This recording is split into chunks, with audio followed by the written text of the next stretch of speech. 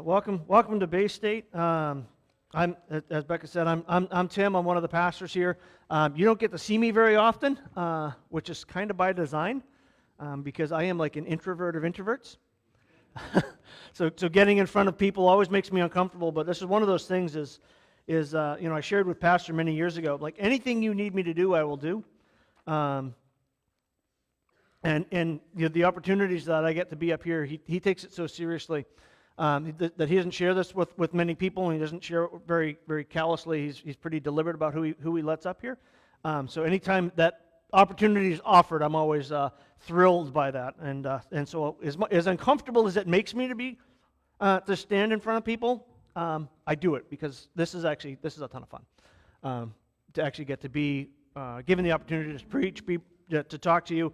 And moreover is today I actually get to kick off a whole new series, right? So Evan talked about it being cold and fall, and we're kicking off. I'm dressed obviously in fall colors, right? You can't miss me dressed in orange, looking like a pumpkin. But we're actually starting this other thing that happens in the fall. Is how many of you love having like a campfire, right? Just hanging out around a campfire.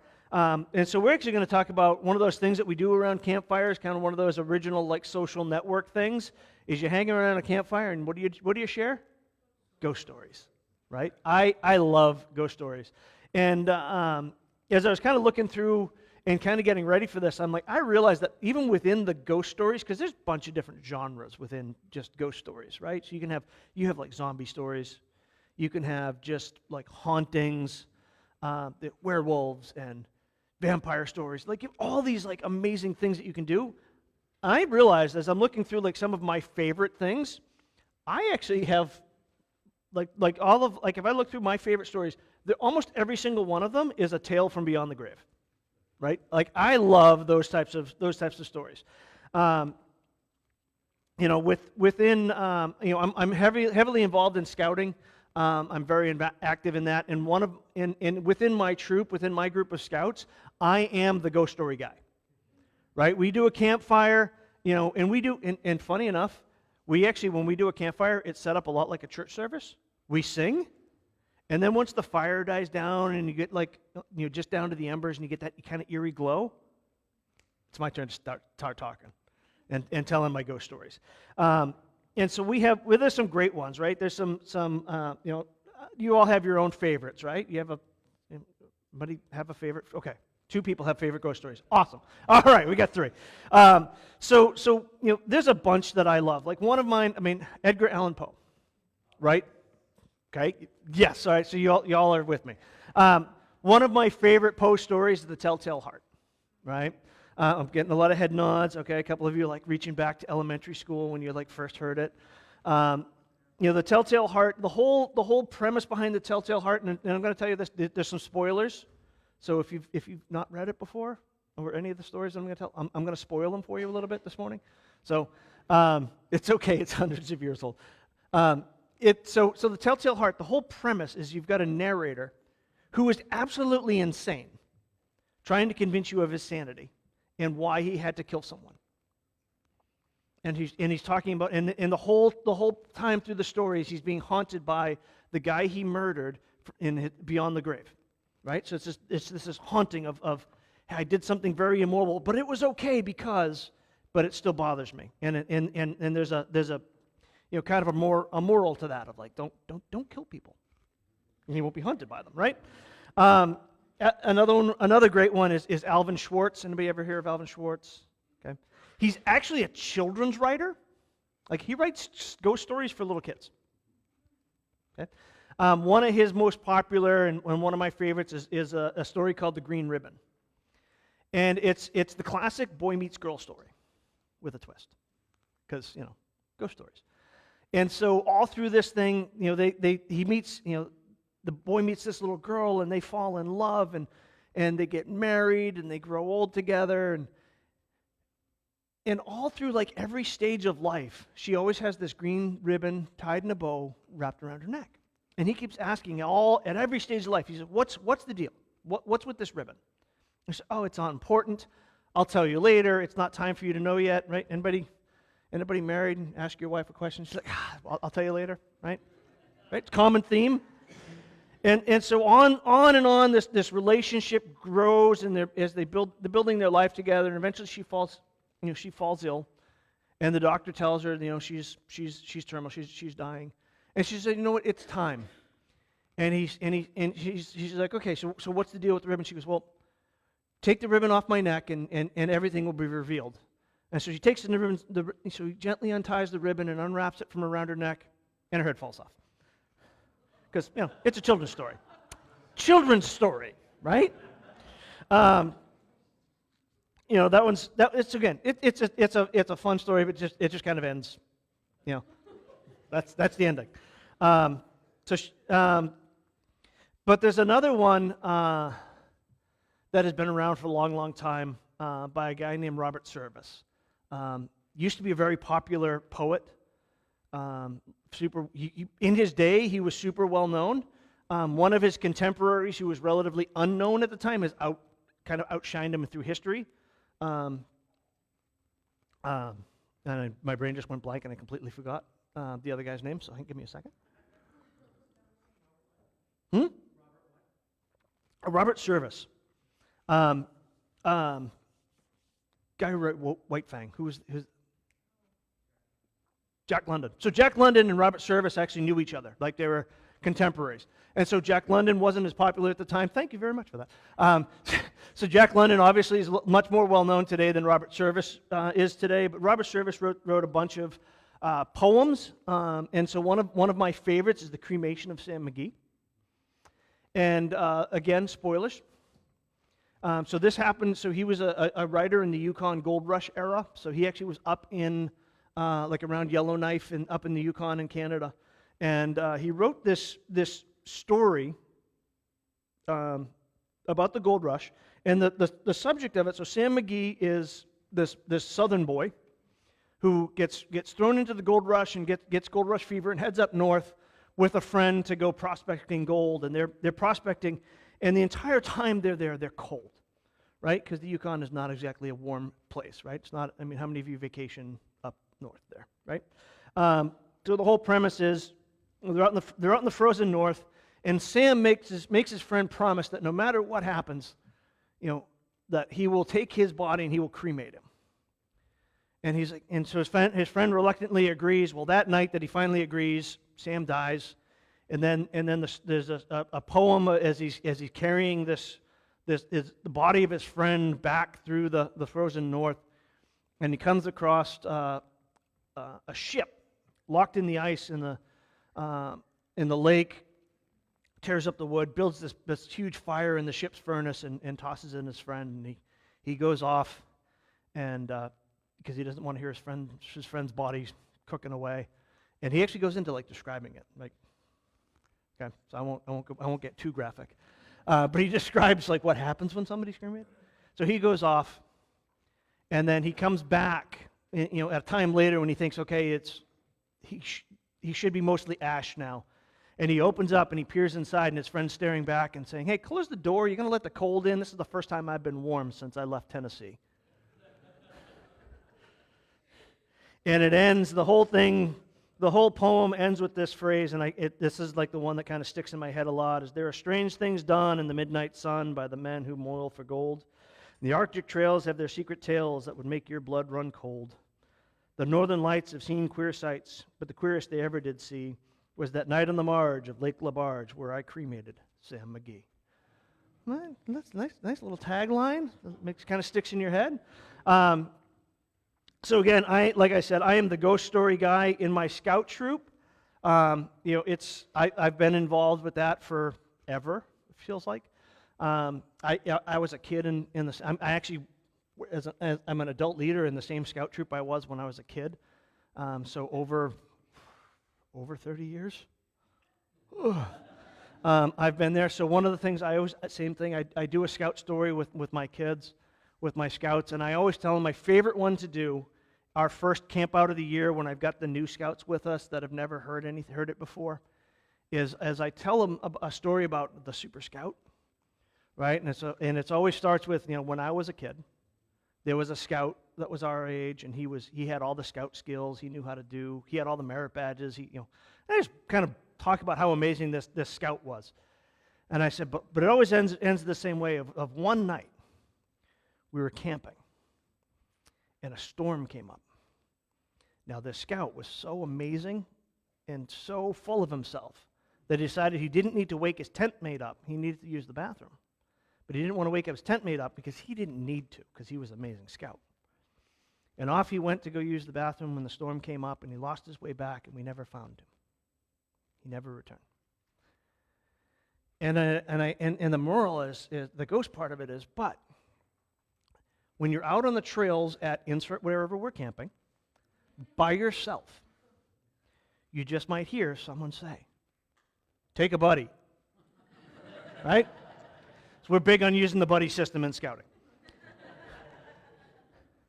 But it's a fun story because it's got a nice little moral at the end of it. It wraps it up nicely. And I always, my favorite part about it is I always get the new scouts who ask me, because I talk about our troop and the history of our troop and how long I've been involved and personal experience. Every without fail, every year some scout comes up and says, "Mr. Chase, is that true?" Yes, it's true. If you're out on a trail by yourself, you will hear someone say, "Take a buddy." Where's your buddy? And so there's a lot of ghost stories that we've come up with in life, and there's thousands of examples that we could talk about ghost stories. But when we talk about them, there's also some great ones in the Bible, right? We don't normally think about ghost stories being biblical, but there's some great ones, right? And in the next few weeks, we're going to look at some of the more awesome ghost stories that are in the Bible. Like I said, there's tons and tons of examples. But when I was looking through it, I picked this one, again, loving stories from beyond the grave. I picked a zombie story, right? And so we went through, and when I picked this story, I'm going to tell you right now, I did not realize how hotly debated these two verses that I'm going to use as kind of my key text. These two verses have been hotly debated since 100 AD. Like, I started studying this thing out, and going back, way back in church elders, there's arguments and debates that have happened from biblical scholars for 2,000 years. People have been arguing over what this text means and how to interpret it and how it fits in. And so I'm going to give you, based on what I've studied out, how I think it fits.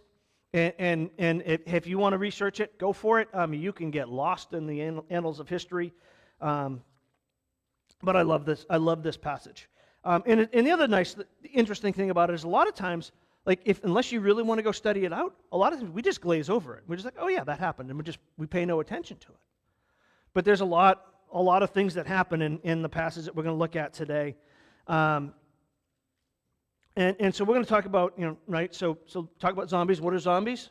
People who are dead and come back to life, right? And so Jesus did that a couple of times, right? So we look about that, right? So I could do Jairus' daughter, right? So you had Jairus as a religious leader. His daughter's ill. He's calling for Jesus, and then somebody says, "No, your daughter's dead. Don't bother him anymore." Well, Jesus shows up anyways, and he's like, "No, she's not dead. She's just sleeping." And he says, "Little girl, come forth." And so up she gets, and the thing is, and Jesus is like, no, she's not dead. She's not dead. She's sleeping. And people start making fun of Jesus.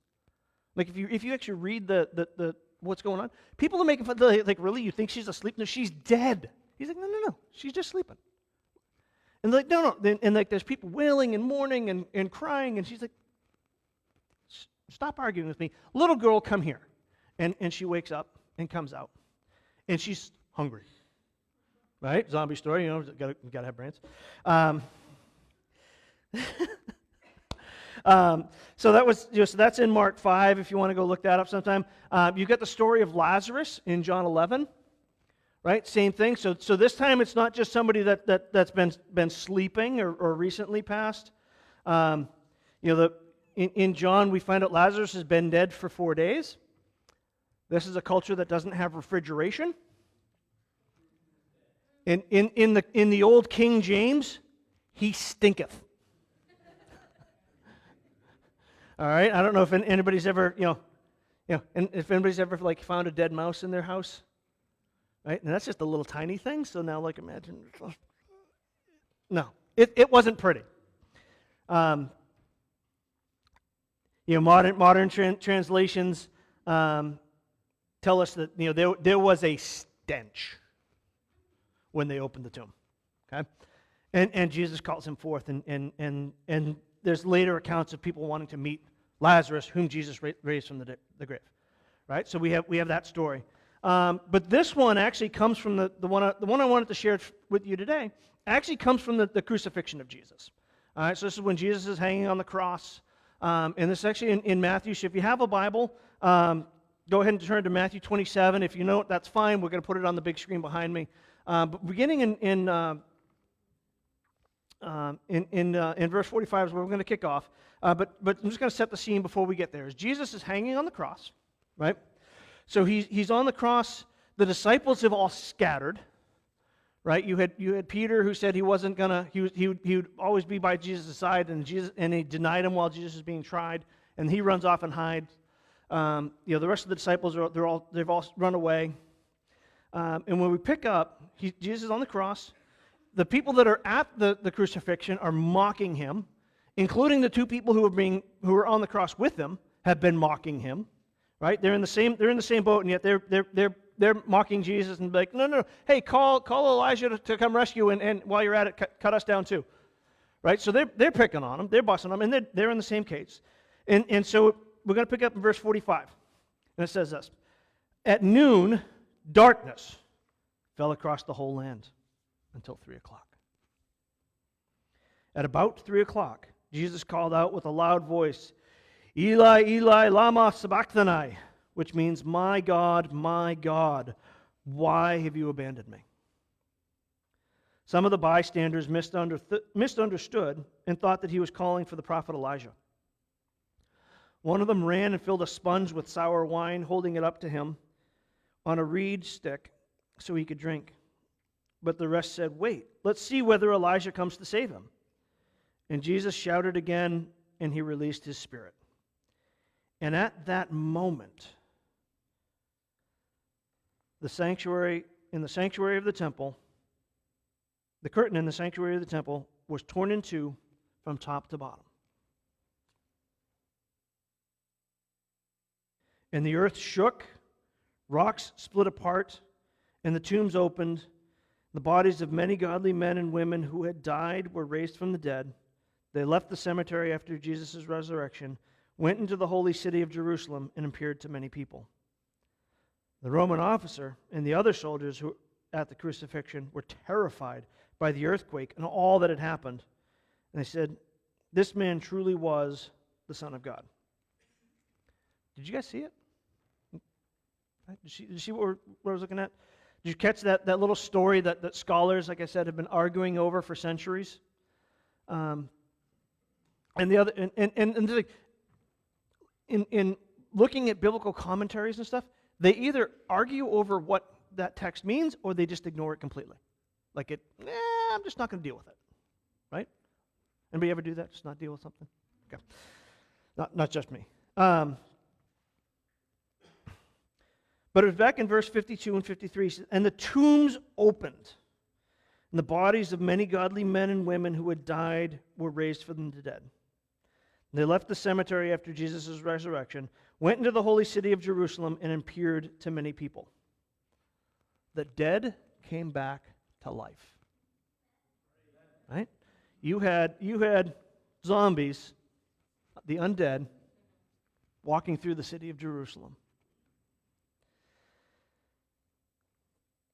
And they probably started telling people about Jesus. Be my guess. So going through, looking at the arguments of this is did they really? Did they really come back? Is it true? Right. So these are some of the arguments of this passage, or for and against. So part of this is a sequencing, right? So Matthew's writing about historical events, but he's not a historian. He's not necessarily documenting everything in the order it happened. He's kind of writing it as his memory comes to him. And this is something that he knows happened, And he has to deal with it. And he's writing his letter, and he's trying to think about, where can I put this in? Well, he kind of inserts it with the death of Jesus, right? And so there's a historical argument over where this fits in sequencing.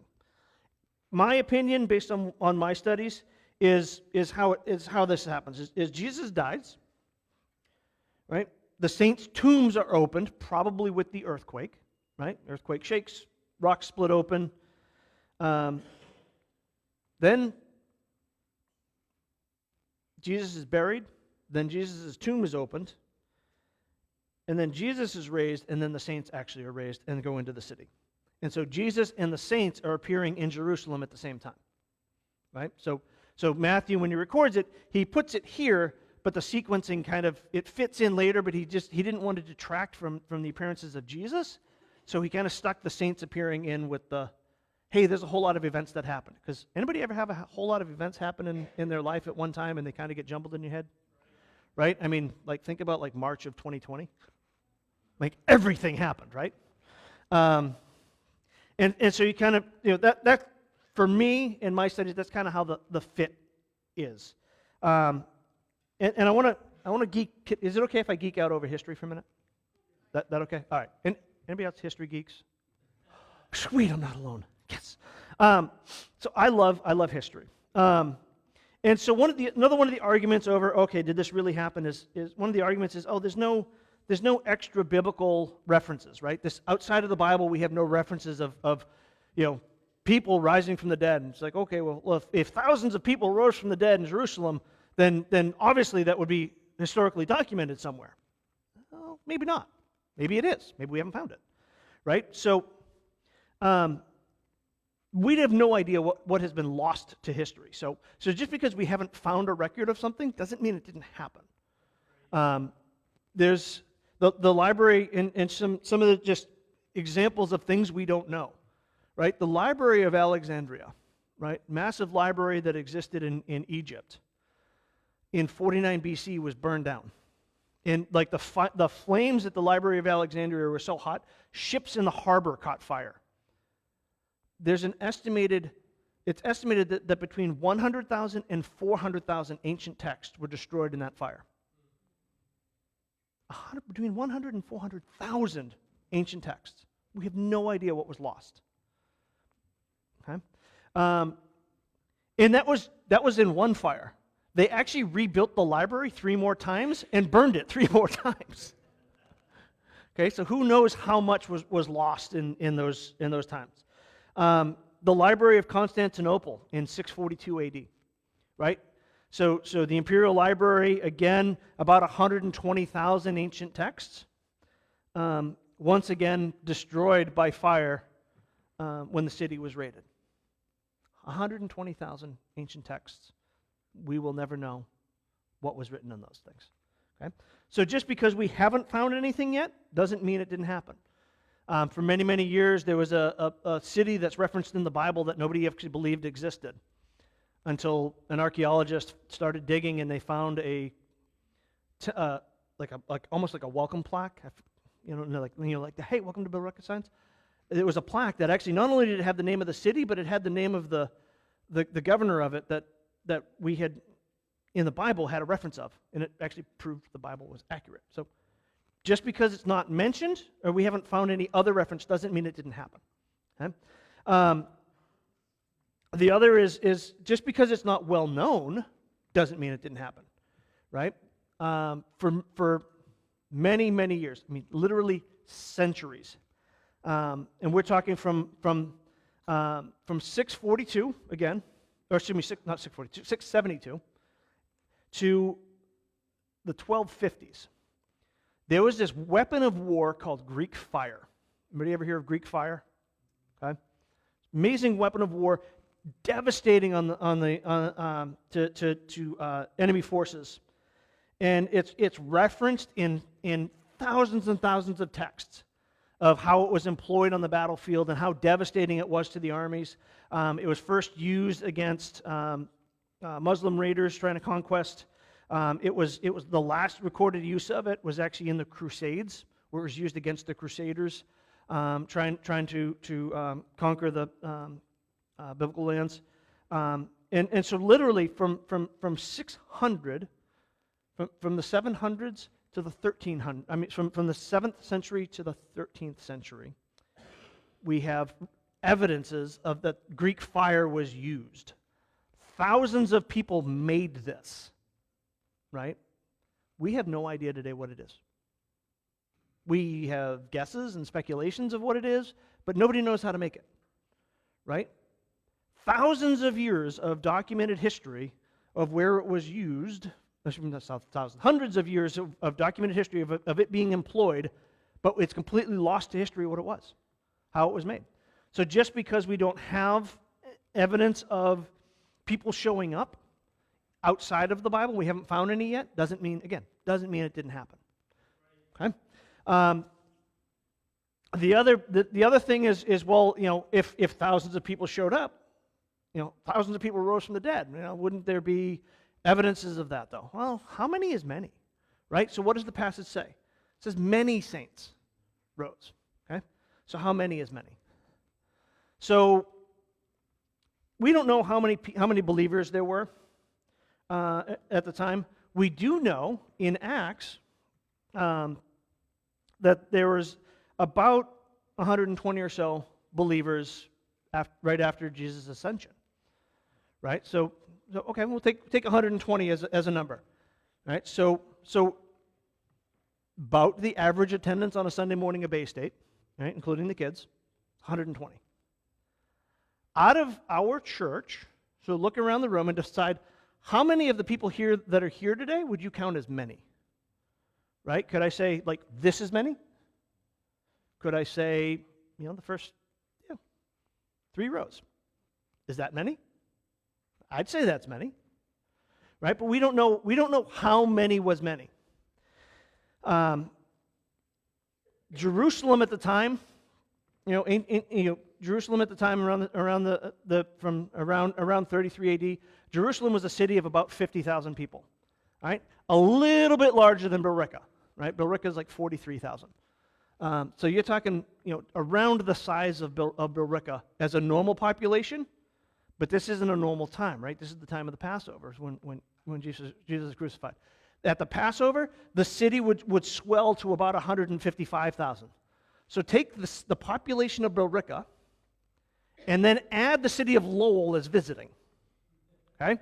So the entire city of Lowell is now staying and visiting in Billerica.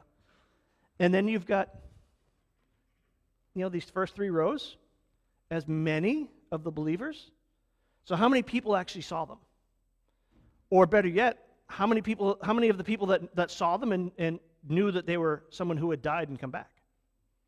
So they may have just thought, hey, you know what, this is the believer who's telling me about Jesus, and didn't realize that, Stephen died 5 days ago and came back. Right? Acts 1:15 is the reference here. So it says, during this time, when about 120 believers were together in one place, Peter stood up and addressed them. Right? So again, that's the only time we have a number kind of in this time frame of how many believers they were. And even more so, like of the believers, of the people who had saw Jesus and had been a part of his ministry, how many of them had seen him and then died and then were buried in Jerusalem? Right? So that number kind of gets small fast. But then you add in, so like I said, we run about 120. Maybe there's 300 fringe people who've been a part of our church, right? So we're using our church as an example, about 120 on a Sunday morning, maybe 300 total fringe people who've been a part of our church, come and gone. After 3 years of Jesus' ministry, like I said, how many of them actually died and were buried in Jerusalem? And then you take, again, these 3 rows, and you send them into a city of Lowell. How many of you can go to downtown Lowell and talk to a bunch of people and will run into somebody you know? Right? Not me. I might run into one person I know. Tracy and Skibo will probably run into some more people that they know. They live in Lowell. But you get the point, right? You could be talking to somebody. You don't know their backstory, right? We tell people all the time, like, when you're talking to somebody, you don't know their story. Like, this is that perfect example. You could be talking to somebody who was dead and brought back to life, and they're telling you about Jesus, and you have no idea that they were physically dead and brought back. Right? And we don't know, like I said, we don't know how many people they ran into. We don't know how wide that their story was spread. That that they were dead, that they were witnessing, and for how long that they were doing it. And then we talk about, like, well, why did they have to come back? Right? What was the need for them coming back? And so, again, we kind of look at this story, right? So we knew that there were about 120 believers, right? We talked about that. And so, there's 120 that were gathered with Peter in Acts. But where were the living saints, right? They were gathered with Peter, but what were they doing? Well, in John 20 and verse 19, we actually know where the believers were at this time. It says that Sunday evening, right? And this is talking about the time of the resurrection.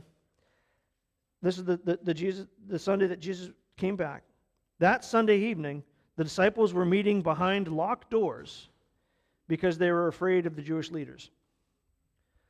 So you've got the believers hiding in fear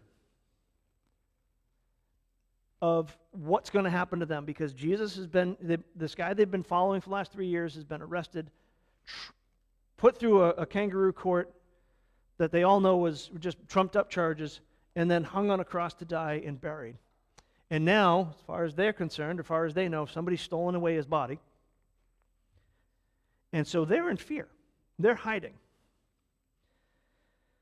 They stopped worrying. They stopped spreading the message of Jesus because they were afraid of what was going to happen to them.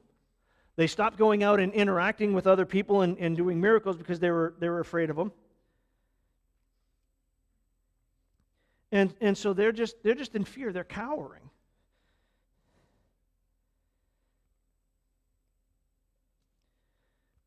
And Jesus had previously told them that this had to happen. My message had to be spread. All right? And I want to ask you a question. Which do you think would be more impactful? Like, if you had a dead cousin come back and be like, hey, you need Jesus. Or if you're driving down the side of the road and the rocks are screaming at you, you need Jesus. Right? Because Jesus had talked about that too in Luke verses 20. Right? So this is his triumphal entry into the city. He's coming in, and people are celebrating him, and the religious leaders at the time telling him, you need to quiet down your believers. They're too zealous. In a week they went to full fear mode. But Jesus replied to them, and he said in Luke 20 verse 40, he said, if they keep quiet, the stones along the road will burst into cheers. Right? Jesus had already told them they shouldn't be silent. He had already told the believers, he told the religious leaders, my followers need to be vocal. They need to be outspoken. They need to share my message. But what did the believers do after his crucifixion? They stopped saying it. So Jesus said, okay, if the living saints aren't going to do it, I'll bring back some others who will. So he brought back some other saints to share his message.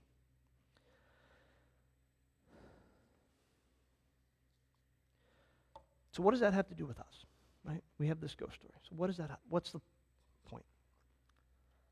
Well, the Bible describes us, you and I, as being spiritually dead. Right? So if we've never put our faith in Jesus, if we're just going through life, going through the motions, we are described as being spiritually dead.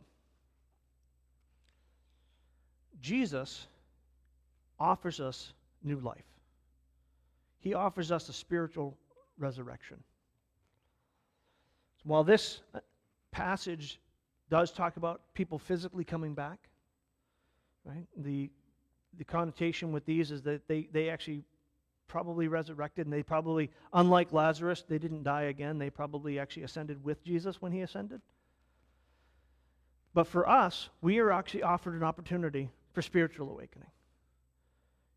to have our spirits quickened. And I'm going to ask this morning, you just close your eyes and bow your heads with me this morning. And I'm going to ask you, where are you with Jesus? Are you someone who's going through the motions? Who just comes to church and you're following along and you love to be a part of church in this movement when it's easy? Like the disciples were before the resurrection? And you're excited about something that's easy to get excited about? Or are you this morning, are you somebody who needs that resurrection? Who needs that awakening, that spiritual quickening? That needs your dead spirit to be made alive again? And if that's you this morning, what I'd ask is to just pray something like this. There's nothing magic in the words, but it's just you doing business with Jesus. Just pray something along these lines of, Jesus, I give you my life. I give you my life. And if that's you this morning, if that's the prayer that you have this morning, I want to let you know that you have a home in heaven, that you have a hope for the future, and nothing that happens in this world should be able to quiet that spirit from cheering out and sharing the love that you have of Jesus with the world around you. Amen. Stephen?